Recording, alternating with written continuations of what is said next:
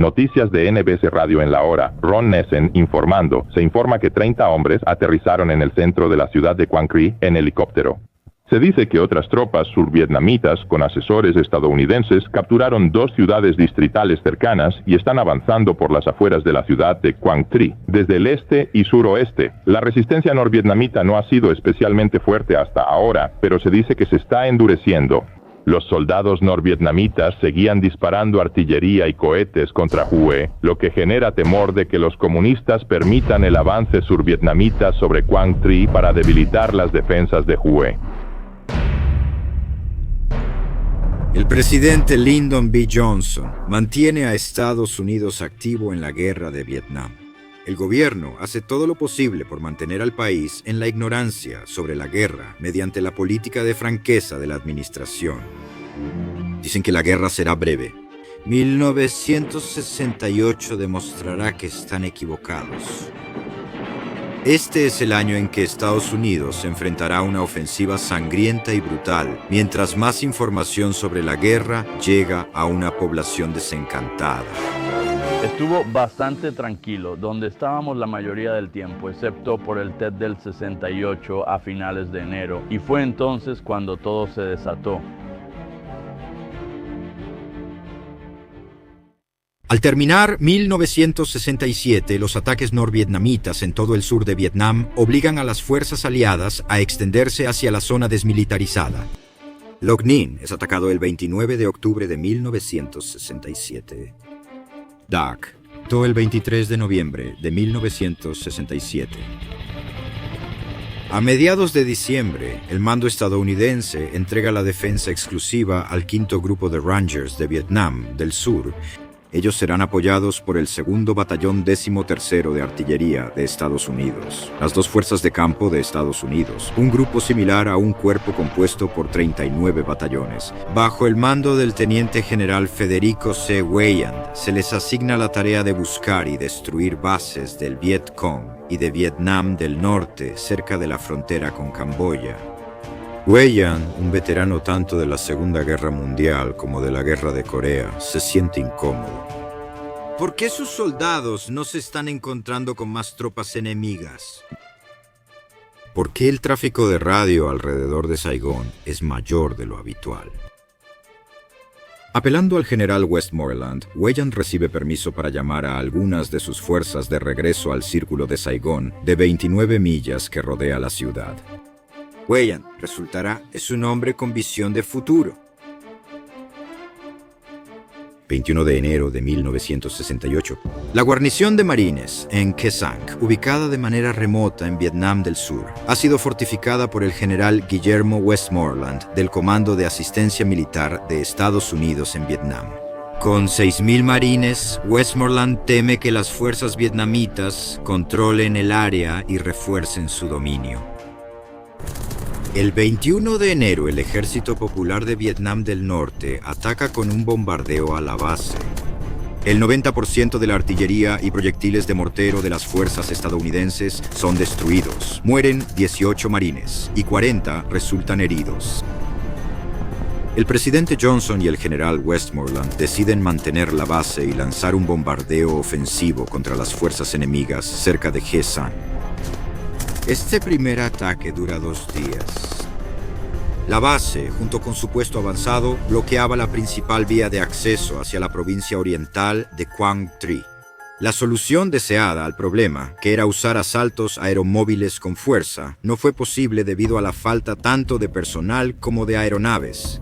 Si hubieran estado disponibles, el clima habría complicado una operación así antes de marzo o abril.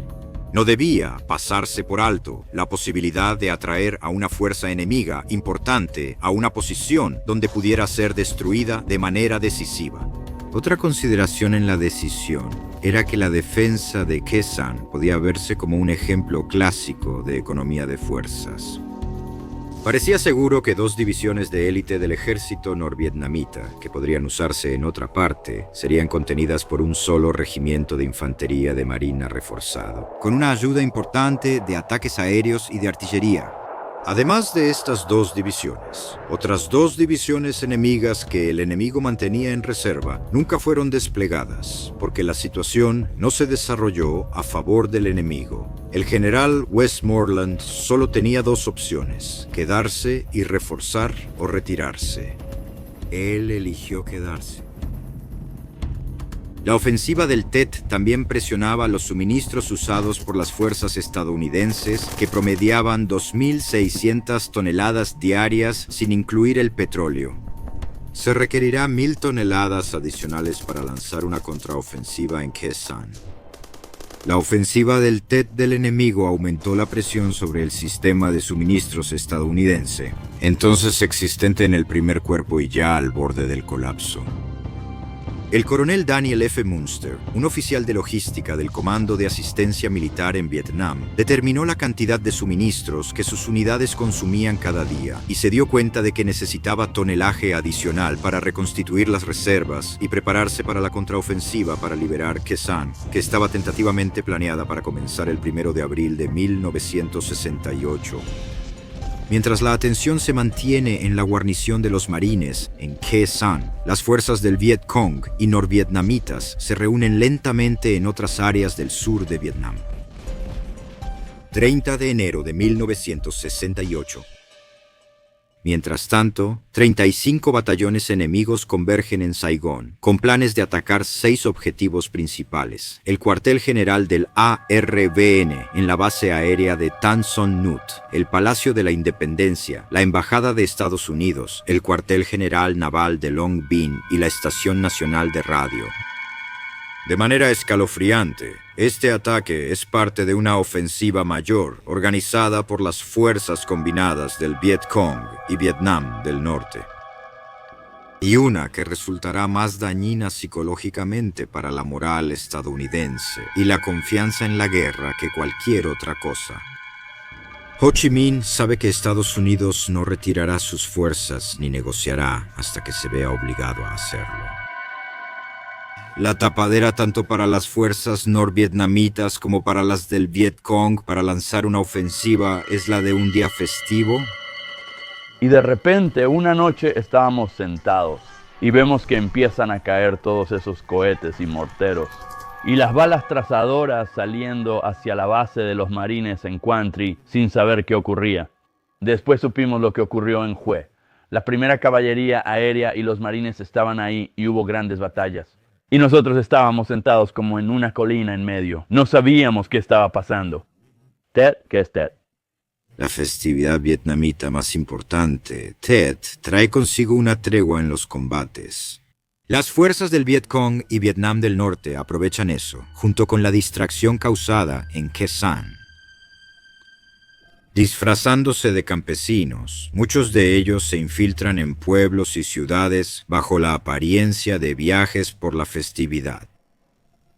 A las 01:30 horas, un pelotón de 15 hombres del Viet Cong ataca la Plaza Imperial en Saigón.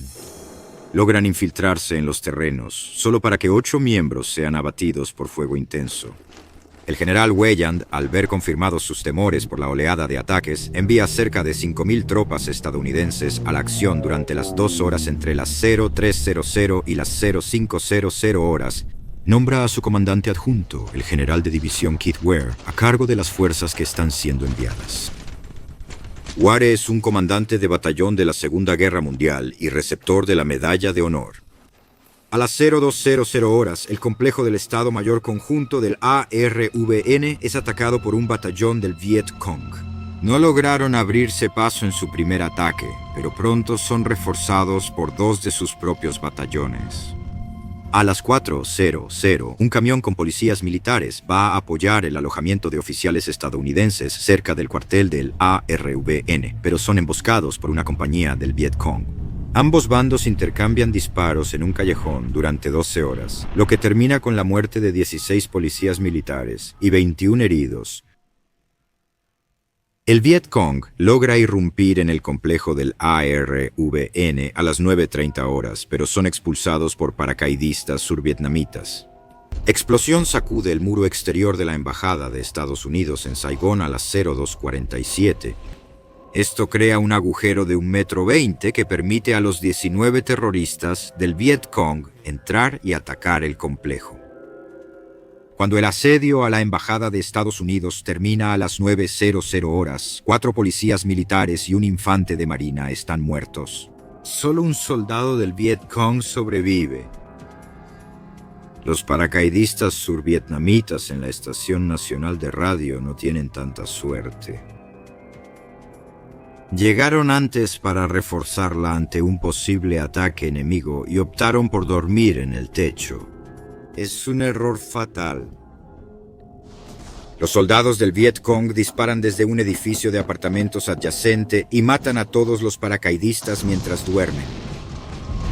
Toman la estación con facilidad y se preparan para reproducir una cinta pregrabada que transmitirá y anunciará su levantamiento general y la caída de Saigón ante las fuerzas comunistas. Se frustran cuando el equipo en el sitio de transmisión a 14 millas recibe la orden de cortar la conexión. Alrededor de 70,000 norvietnamitas y Vietcong toman las armas contra más de 100 ciudades y pueblos survietnamitas. Lo más brutal de la ofensiva del Tet ocurre dentro de los muros antiguos de una ciudad próspera. La ciudad de Hue, situada a solo 31 millas de la zona desmilitarizada y a orillas del río Perfume, es una línea de suministro vital para el ejército de la República de Vietnam y los Estados Unidos. También sirve como base para la Marina de los Estados Unidos. A pesar de su importancia, Hue permanece mal fortificada y defendida. Las fuerzas norvietnamitas inician su ataque a las 02:33, capturando el aeródromo de Tai Loc, el cuartel general del ARVN y el complejo del Comando de Asistencia Militar de Vietnam de Estados Unidos. La lucha es salvaje y sangrienta y termina con los soldados norvietnamitas izando la bandera del Viet Cong a las 8:00 horas. Ellos mantendrán más de la mitad de la ciudad, incluida la antigua ciudadela amurallada, durante 3 semanas. Mientras las fuerzas survietnamitas intentan sofocar al enemigo, los marines estadounidenses del 1er Batallón de la Fuerza de Tarea X-Ray llegan desde su base a 8 millas al sur de la ciudad. La sangrienta e intensa lucha se prolonga durante 26 días. Los marines del 1er y 5º Regimiento se ven obligados a luchar casa por casa, recuperando la ciudad una cuadra a la vez. Aún así, las fuerzas comunistas mantienen la ciudadela imperial y la mitad sur de la ciudad. Los marines reciben permiso de los sudvietnamitas para usar proyectiles y artillería sobre la estructura histórica y antigua de la ciudadela. Es el 29 de febrero cuando las fuerzas estadounidenses finalmente recuperan la ciudadela y expulsan a los norvietnamitas. Los soldados descubren que la ciudadela es el sitio de una masacre. Clases enteras de ciudadanos, desde intelectuales hasta líderes religiosos, han sido sacados de sus casas por el Viet Cong y ejecutados. Enterrados en fosas comunes, un total de casi 2.800 cuerpos serán descubiertos en los próximos años. Puede considerarse una victoria en papel, pero con el 80% de la ciudad destruida por los bombardeos de la Fuerza Aérea y los civiles sobrevivientes quedando sin hogar, es una victoria pírrica en el mejor de los casos. De regreso en Estados Unidos, la cobertura mediática de Hue revela a la población los efectos de la guerra de primera mano. Es el punto de inflexión en la percepción de la guerra por parte del público estadounidense, ya que los medios la llevan directamente a sus pantallas de televisión. Estaba realmente decepcionado porque mi papá me enviaba periódicos que llegaban como una semana después de que él los había enviado. Iban y decían que ya sabes que las unidades habían sido completamente aniquiladas cuando no era cierto, o que había habido una batalla, y decían que 3 estadounidenses habían muerto, pero también omitían decir que 100 norvietnamitas murieron en esa misma batalla, y era muy parcial, básicamente apoyando a los norvietnamitas y sesgado al hecho de que, ya sabes, insinuaban que los norvietnamitas estaban ganando la guerra, cuando en realidad era lo contrario. Las batallas arden por todo Vietnam del Sur, pero las fuerzas aliadas salen victoriosas, con las fuerzas norvietnamitas y del Viet Cong diezmadas. La gran desintegración de las filas del Viet Cong crea un desequilibrio entre los dos aliados comunistas, dando a los norvietnamitas más poder en la alianza. Las fuerzas enemigas pierden a miles de hombres, 8.113 según el Comando de Asistencia Militar en Vietnam, mientras que las bajas estadounidenses son de 216 muertos y 1.584 heridos, y los sudvietnamitas 452 muertos y 2.123 heridos. Se pierde un total de aproximadamente 58.000 personas de todos los bandos. Las fuerzas combinadas de Estados Unidos y los sudvietnamitas lograron derrotar a las fuerzas comunistas, y gran parte del mérito se le atribuye al general Weyland por haber tenido la visión de defender Saigón. El ejército estadounidense reacciona con operaciones de búsqueda y destrucción en todo Saigón y el sur de Vietnam, con la esperanza de eliminar a los soldados enemigos refugiados. 16 de marzo de 1968. Después de la ofensiva del Tet, se sospecha que soldados del Viet Cong se esconden en la aldea de Son Mai. La zona, conocida como Pinkville, es famosa por estar altamente minada con trampas explosivas por el Viet Cong. La compañía Charlie del 1er Batallón, 20 Regimiento de Infantería 11ª, Brigada 23 a Infantería, sufre 28 bajas en sus primeros meses en el sur de Vietnam. Las órdenes para los soldados molestos son claras. Esto es lo que han estado esperando, buscar y destruir, y lo tienen.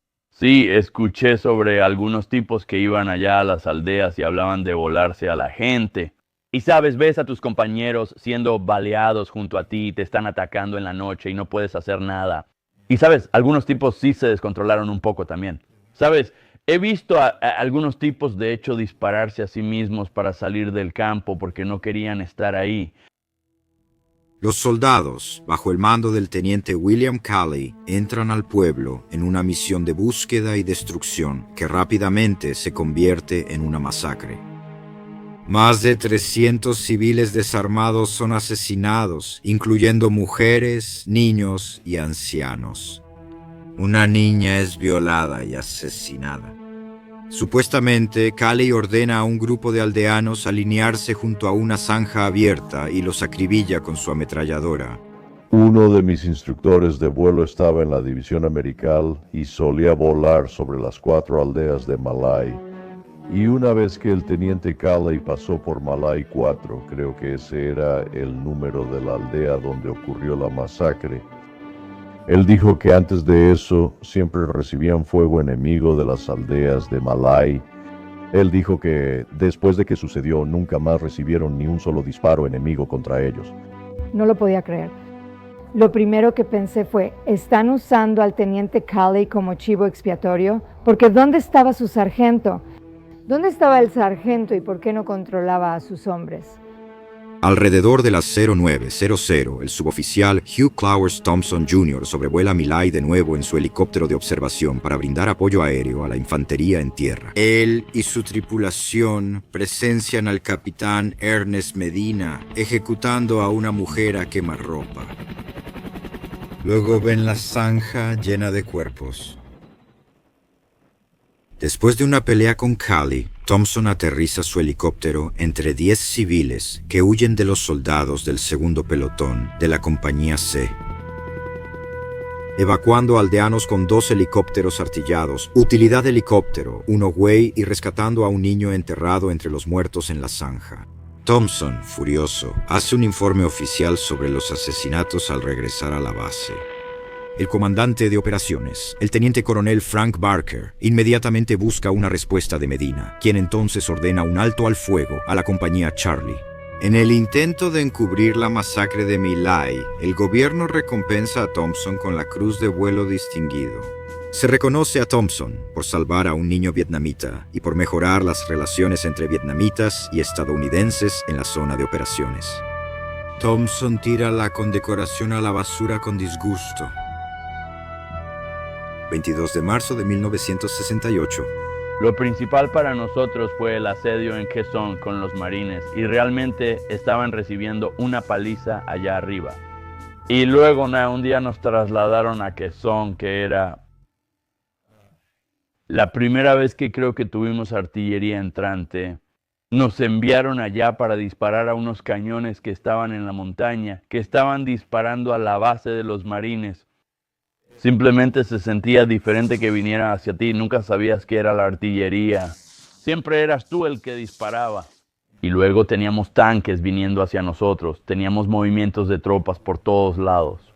Y luego, eventualmente, el resto de la infantería de la primera caballería entró en Quezón y se encargó de muchas cosas ahí y relevó a los Marines en la base. Noté que algunos Marines no admitirán que esa historia es cierta.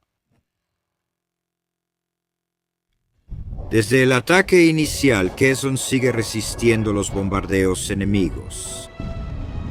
Los Marines levantan búnkeres para resistir proyectiles enemigos de 82 milímetros.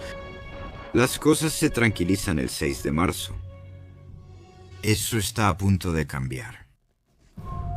Las fuerzas norvietnamitas reanudan su bombardeo al fuerte a un ritmo de 100 disparos cada hora. Estados Unidos responde con bombardeos. No es hasta el 8 de abril que termina el asedio. Han pasado 77 días desde que iniciaron los ataques. Más de 1.600 soldados norvietnamitas han muerto. Miles y miles más murieron por los bombardeos. Sus cuerpos quedaron hechos pedazos. Cuando los estadounidenses abandonan y destruyen Quezón en junio, ambos bandos se declaran victoriosos. Es, en el mejor caso, una victoria vacía. Mientras tanto, la percepción pública positiva de la guerra sigue disminuyendo. Después de su propio viaje a Vietnam, el respetado periodista Walter Cronkite ofrece su propia opinión sobre la guerra en febrero, calificando la guerra en Vietnam como un estancamiento. Él dice que la única salida racional entonces será negociar. No como vencedores, sino como un pueblo honorable que cumplió su promesa de defender la democracia e hizo lo mejor que pudo. Estados Unidos está sorprendido. Sabes, estuvimos en Vietnam del Norte durante la ofensiva del Tet. Se supone que es importante. Walter Cronkite dice, Dios, salgamos de aquí, esto es terrible. Nuestras pérdidas fueron mínimas en la ofensiva del Tet comparadas con las de Vietnam del Norte, que perdió el 25% de su población masculina entre los 19 y 21 años. ¿Y crees que eso es increíble? Ellos estaban de rodillas, listos para tirar la toalla. Y luego Lyndon B. Johnson les ofreció conversaciones de paz y no lo podían creer. Dijeron, Dios, hay uno, no lo creo, idiotas. Vietnam del Norte apresuró sus preparativos para un ataque brutal contra el pueblo, el gobierno y los aliados de Vietnam del Sur. Su ataque durante las festividades de Tet no logró alcanzar su objetivo principal. No logró colapsar el gobierno electo de Vietnam del Sur ni destruir su ejército como los comunistas esperaban. No lo hizo. Las fuerzas comunistas sufrieron una derrota militar en la ofensiva del Tet, pero fue una victoria psicológica contra Estados Unidos y contra su comandante en jefe. Los intensos combates de la ofensiva del Tet, como en cualquier batalla, dejan una estela de heridos a su paso. Quienes atienden a estos héroes heridos siempre son los médicos de campo y las enfermeras. Vietnam no fue la excepción, aunque mucha atención se pone en los hombres que iban a Vietnam, ya sea alistándose o por medio del reclutamiento. Aproximadamente 7.484 mujeres sirvieron en la guerra, el 83.5%, o sea, 6.250 trabajaron como enfermeras en hospitales de campaña. Estas enfermeras trabajaron en barcos hospital de la Marina, helicópteros de la Fuerza Aérea y hospitales de campaña del Ejército. Teníamos un dicho que decía que si llegabas al hospital tenías un 99% de probabilidad de sobrevivir a Vietnam. ¿Qué les ocurrió a estas personas al bajar en la cadena de mando? Si murieron después por complicaciones no lo sabríamos. Pero pudimos estabilizarlos y mantenerlos con vida. Si llegábamos a tiempo el 90% de las veces, y estábamos muy orgullosos. La guerra de Vietnam fue la primera en usar helicópteros para transportar a los heridos y moribundos para recibir atención médica. Y los hospitales estaban situados para recibir a estos soldados y civiles heridos que eran traídos por vía aérea.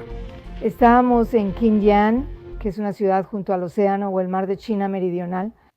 El ejército estaba muy orgulloso de decir que si resultabas herido en el campo, solo estabas a 15 minutos de recibir atención médica. Ibas a la instalación médica más cercana, como un hospital BAC, compañía de despeje o unidad de atención médica masiva. Luego, un par de veces a la semana, yo estaba en el hospital BAC. Recibíamos un Wreckage from the Search, es decir, todos los helicópteros traían pacientes de otras zonas. Y a veces su quirófano funcionaba hasta por 72 horas, porque pasaban por nuestra área de triaje. Iban a preoperatorio, luego iban a cirugía, después a postoperatorio y después a las unidades de enfermería. Después de eso, después de unos días, si estaban estabilizados, la Fuerza Aérea venía y los evacuaba a Japón, Filipinas o Guam. Así que era un flujo constante de pacientes. Tal vez conocías a un paciente por 3 o 4 días y eso era todo.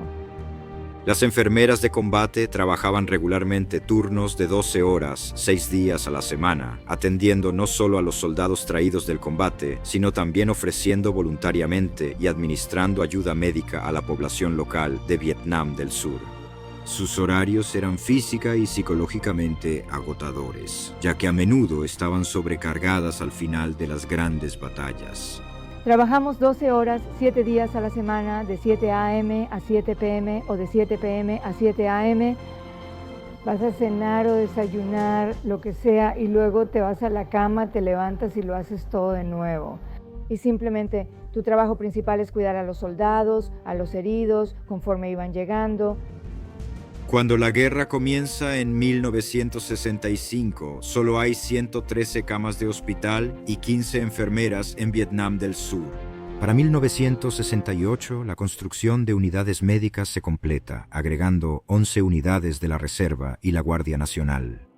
900 enfermeras están sirviendo en 23 hospitales del ejército y un centro de convalecencia, con un total de 5.283 camas.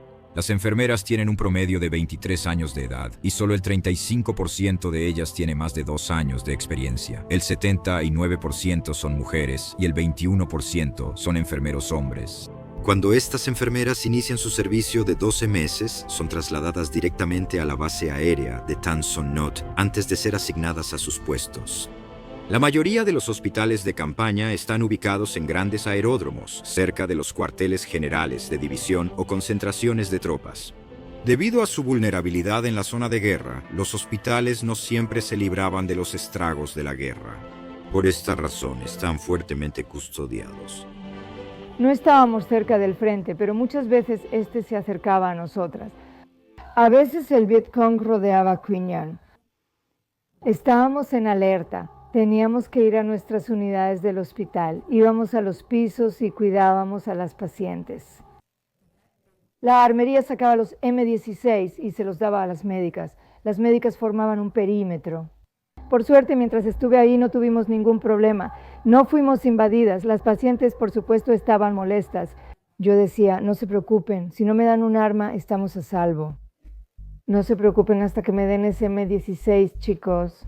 Muchas enfermeras prefieren ropa de faena ligera y color oliva en vez del uniforme blanco tradicional. Su labor trasciende el campo de batalla y las fuerzas armadas, pues las enfermeras del ejército también acuden a clínicas civiles para brindar inmunizaciones y atención médica básica. También realizan visitas médicas a hogares vietnamitas y orfanatos. Normalmente, si tenías que viajar una distancia, ibas en helicóptero, pero podías mirar hacia abajo. Y si estás en un río, si sigues el río, puedes ver bueyes y ese tipo de cosas. Puedes ver gente en el campo cosechando arroz con sombreros cónicos, etc. Puedes ver a la comunidad vietnamita. Las heridas de batalla en realidad son superadas en número por las enfermedades e infecciones, representando el 69% de todas las admisiones. El ambiente implacable y la guerra dejan a los soldados luchando contra infecciones causadas por escombros voladores, así como heridas de batalla por explosiones y disparos. Los avances en la tecnología médica desde la Segunda Guerra Mundial resultan en estancias hospitalarias más cortas, así como en una tasa de mortalidad más baja entre los pacientes, 2.6% por cada 1000 comparado con el 4.5% de la era de la Segunda Guerra Mundial. A las 6:01 p.m., el Dr. King es asesinado de un solo disparo realizado por un hombre blanco, James Earl Ray. En respuesta, estallan disturbios en más de 100 ciudades de Estados Unidos. El senador de Nueva York, Roberto F. Kennedy, quien buscaba la nominación presidencial demócrata en 1968, anuncia la muerte del Dr. King a una audiencia mayormente negra en Indianápolis, Indiana. Casi 2 meses después, el 5 de junio, Roberto F. Kennedy es asesinado, apenas unos minutos después de ganar las primarias demócratas de California. El gobierno, tanto dentro como fuera de las fronteras de Estados Unidos, está en un estado caótico. El general Guillermo Westmoreland sigue solicitando más soldados en Vietnam, 200,000 más en lo que se ha convertido en una guerra de desgaste. El presidente Johnson ofrece a Westmoreland ser jefe del Estado Mayor del Ejército de Estados Unidos. Durante el mandato de Westmoreland en Vietnam, el número de tropas estadounidenses aumentó de 20,000 a 500,000, quitar a Westmoreland directamente de la ecuación de Vietnam. Es reemplazado por el general Creighton Abrams, el adjunto de Westmoreland, desde mayo del año anterior. Abrams adopta un enfoque de limpieza y mantenimiento en la guerra. Su plan es dividir las unidades en grupos más pequeños y, en lugar de simplemente ir tras el enemigo, entrenar a las fuerzas survietnamitas para que se defiendan por sí mismas. ¿Está la guerra en Vietnam más allá del punto de no retorno? Estados Unidos enfrenta sus propias incertidumbres sociales mientras el presidente Johnson se prepara para dejar el cargo.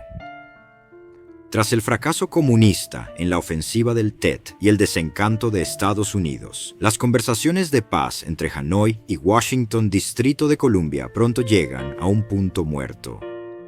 Washington quiere que todas las tropas norvietnamitas se retiren de Vietnam del Sur, mientras que Vietnam del Norte se niega a reconocer un gobierno provisional en Vietnam del Sur bajo el liderazgo de Nguyen Van Thieu. La esperanza de un final se ve opacada por la desconfianza de Estados Unidos en su propio gobierno y la ansiedad por la guerra. Con la muerte de Robert Kennedy, el vicepresidente Hubert Humphreys, partidario de la guerra en Vietnam, casi obtiene la nominación demócrata. En respuesta, miles de estudiantes se reúnen en la Convención Demócrata de Chicago para protestar contra la nominación inevitable. Manifestantes contra la guerra se enfrentan con la policía, la Guardia Nacional de Illinois, el ejército y el servicio secreto durante 5 días. El 28 de agosto, el tercer día de la convención, se conoce como la Batalla de la Avenida Michigan. La policía de Chicago golpea, lanza gas lacrimógeno y arresta a los manifestantes. Se reportan 589 arrestos con 100 manifestantes y 119 policías heridos. Al igual que con la batalla de Hue, la cobertura de la prensa transmite el desorden en Estados Unidos. La Convención Republicana presenta al ex vicepresidente y rival de John F. Kennedy en 1960, Richard Milhouse Nixon, como su candidato. Nixon se muestra como una figura estable que atrae a la generación conservadora de la Segunda Guerra Mundial, buscando restaurar la paz en Vietnam y reconstruir una América orgullosa. La elección de 1968 definirá el futuro de Estados Unidos y de la paz y libertad mundial durante el último tercio del siglo XX. Y la pregunta que respondemos esta noche, ¿puede Estados Unidos enfrentar este gran desafío? Como parte del plan de Estados Unidos para fortalecer las Fuerzas Armadas de Vietnam del Sur a través del entrenamiento, la Operación Sea Lords, que significa Sudeste Asiático, lago, océano, río y delta. La estrategia es concebida por Elmo R. Zumwalt, comandante junior de las Fuerzas Navales en Vietnam. Nuestro jefe directo sería el almirante Zumwalt, quien más tarde se convirtió en jefe de personal naval en los Estados Unidos. De hecho, lo llaman el padre de la Marina de Aguas Marrones, porque muchas de las ideas que estábamos usando en Vietnam venían de él sobre el diseño de embarcaciones, patrullaje, abastecimiento y similares. El vicealmirante Zumwalt es nombrado en septiembre de 1968. Antes sirvió en la Segunda Guerra Mundial y recibió una estrella de bronce por valor en la batalla del Golfo de Leyte. Después de eso, sirvió en toda la Armada, siempre como marinero, y obtuvo el rango de contraalmirante. Solo un mes después de su nombramiento como comandante en Vietnam, es ascendido a vicealmirante. Su mando es una unidad de aguas marrones, incluyendo las innumerables lanchas rápidas que patrullan diligentemente los ríos y puertos del sur de Vietnam. La gente no se da cuenta de que realmente no tienes tiempo libre en una zona de guerra. Muchos dicen que es 10% acción y 90% aburrimiento, ¿ok? Pero por el tipo de trabajo que hacíamos, estábamos en movimiento constantemente, así que realmente no tenías ese placer de tener tiempo aburrido.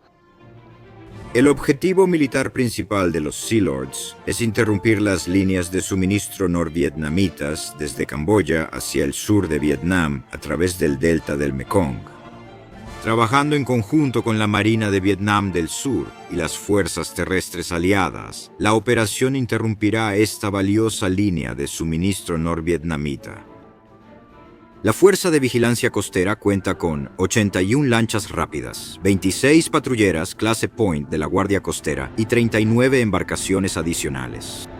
La Fuerza de Patrulla Fluvial tiene 250 patrulleras y dragaminas. La Fuerza de Asalto Fluvial cuenta con 184 monitores, embarcaciones blindadas y el Escuadrón Ligero 3, que opera 25 helicópteros de ataque armados. La Armada de Vietnam del Sur aporta su flota de 655 barcos, lanchas patrulleras y embarcaciones de asalto. 5 pelotones de los Sea, Air and Land de la Marina también operan unidades marítimas. Los comunistas aún se recuperan de sus pérdidas en la ofensiva del Tet y son empujados a zonas fronterizas por fuerzas aliadas. Antiguos bastiones del Viet Cong son tomados por las fuerzas estadounidenses y devueltos a los survietnamitas, mientras que el Viet Cong es obligado a retirarse hacia la zona fronteriza. La primera fase de Sea Lords consiste en que las fuerzas aliadas crean barreras de patrullaje a lo largo de las vías fluviales paralelas a la frontera con Camboya, principalmente mediante el uso de sensores electrónicos. En diciembre, las fuerzas navales estadounidenses avanzan por las vías fluviales desde la zona conocida como Pico del Oro, en Camboya, para cortar rutas de suministro vitales para el Viet Cong, justo en su propia base y área de descanso. A pesar de la fuerte oposición, la Operación Tirachinas otorga a los aliados el control de las rutas hacia y desde Camboya. Las vías fluviales al noroeste de Saigón hasta el Golfo de Siam están en manos de los aliados, lo que dificulta a las fuerzas enemigas. La Operación Señores del Mar es un éxito. Para octubre de 1969, un año después del inicio de la campaña Señores del Mar, las fuerzas militares comunistas en el delta del Mekong estaban bajo fuerte presión. Las sucesivas barreras de interdicción fronteriza retrasaron y dificultaron el reabastecimiento y el reemplazo de tropas del enemigo desde Camboya. Las operaciones de incursión golpearon áreas de base vulnerables y el despliegue de bases flotantes llevó a las fuerzas aliadas al corazón de lo que había sido un santuario del Viet Cong. Además, las fuerzas estadounidenses y vietnamitas capturaron o destruyeron más de 500 toneladas de armas enemigas, municiones, alimentos, medicinas y otros suministros. Además, 3.000 soldados comunistas fueron abatidos y 300 capturados a un costo de 186 aliados muertos y 1.451 heridos. Para 1970, la Marina de Vietnam del Sur asumirá completamente la Operación Sea Lords, demostrando el éxito de la vietnamización. 1 de noviembre de 1968, Operación Rolling Thunder. La campaña de bombardeo aéreo de Estados Unidos llega a su fin. Estados Unidos ha perdido 900 aeronaves y 818 pilotos muertos o desaparecidos en combate. Cientos más son tomados como prisioneros de guerra por los norvietnamitas. Casi 300.000 ataques se han realizado entre la Fuerza Aérea, la Marina y el Cuerpo de Marines. La cantidad de artillería ya supera las toneladas lanzadas durante la Guerra de Corea, así como en la Segunda Guerra Mundial. Mientras que los norvietnamitas solo han perdido 120 aviones. Se estima que 182.000 civiles quedan atrapados en la línea de fuego y mueren. En enero anterior, la CIA estimó que se habían causado daños por $370 millones en Vietnam del Norte. 6 de noviembre de 1968. La lucha electoral por la Casa Blanca llega a una conclusión histórica cuando Richard Nixon gana por un margen muy estrecho. Su promesa y juramento al pueblo estadounidense es terminar la guerra de Vietnam mediante su propio plan secreto y con una paz honorable. Eso mantendrá la posición de Estados Unidos como superpotencia mundial. 29 de enero de 1969, Ricardo Milhouse Nixon toma protesta como el 37º presidente de los Estados Unidos. Por primera vez, porque la gente del mundo quiere paz y los líderes del mundo temen a la guerra, el tiempo está del lado de la paz.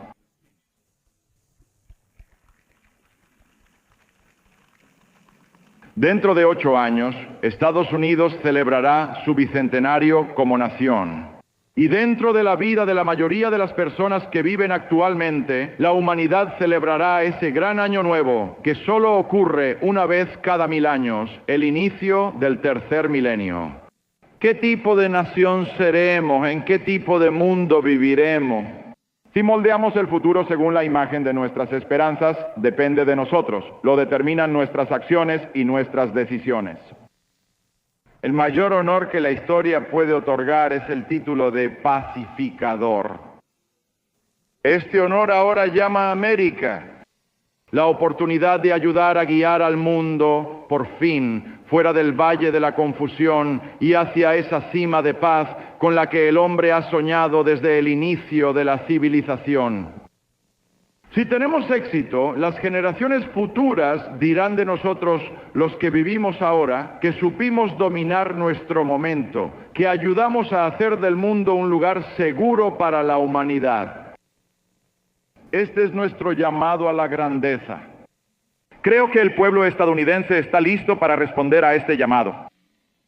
Muchos de los estadounidenses esperan, más allá de toda esperanza, que termine la guerra. Diciembre de 1968.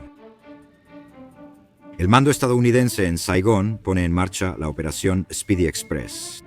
Este programa acelerado de pacificación se centra en la provincia de Quien Ho, en el delta del Mekong, un centro neurálgico del Viet Cong. El objetivo de Speedy Express es interrumpir al Viet Cong, cortando sus líneas de suministro y eliminando a los simpatizantes enemigos. Quien Ho también era una comunidad próspera, con miles de familias viviendo su día a día. Sin embargo, los ataques aéreos y terrestres de Estados Unidos continúan. Hoy, Quien Ho recibe la mayor parte de los 3.381 ataques aéreos. Al final de Speedy Express, el 31 de mayo de 1969. Las estimaciones de enemigos muertos son de 10.889, con solo 748 armas incautadas. Muchos de los supuestos enemigos son abatidos a tiros en un estilo de disparar primero y preguntar después. Si un vietnamita está desarmado, le disparan antes de que pueda alcanzar un arma potencialmente escondida.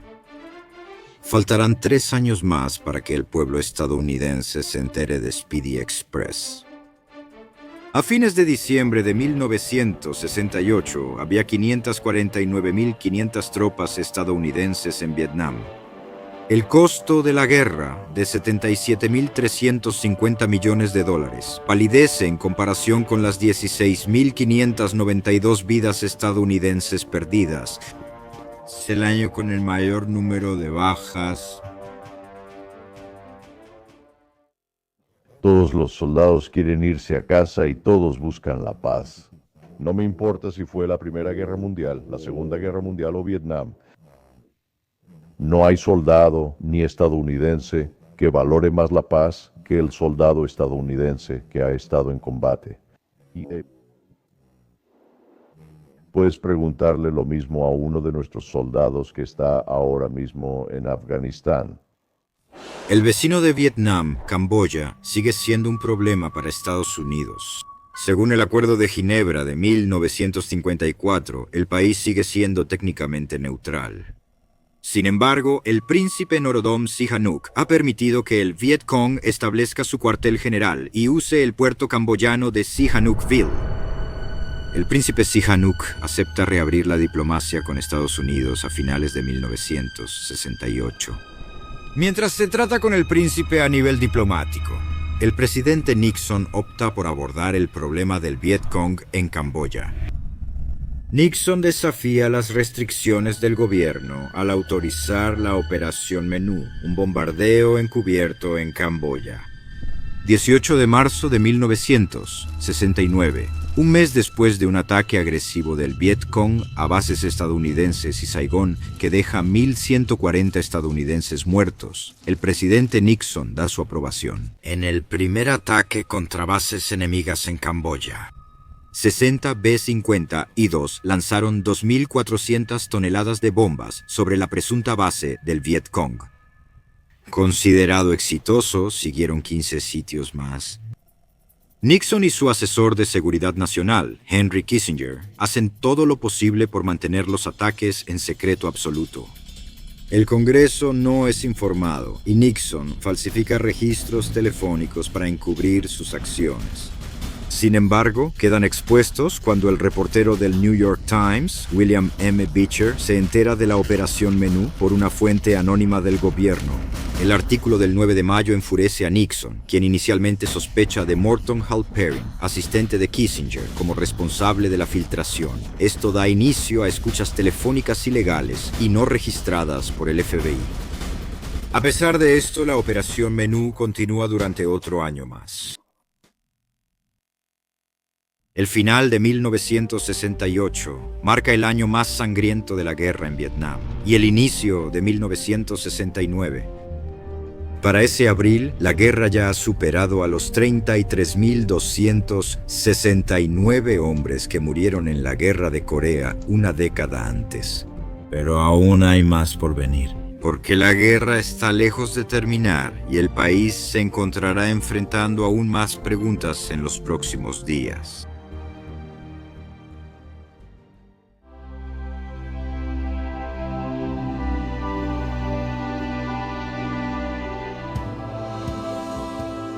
Gracias por vernos. Si quieres apoyarnos para crear más contenido como este, dale like, comenta y comparte el video con otros aficionados a la historia.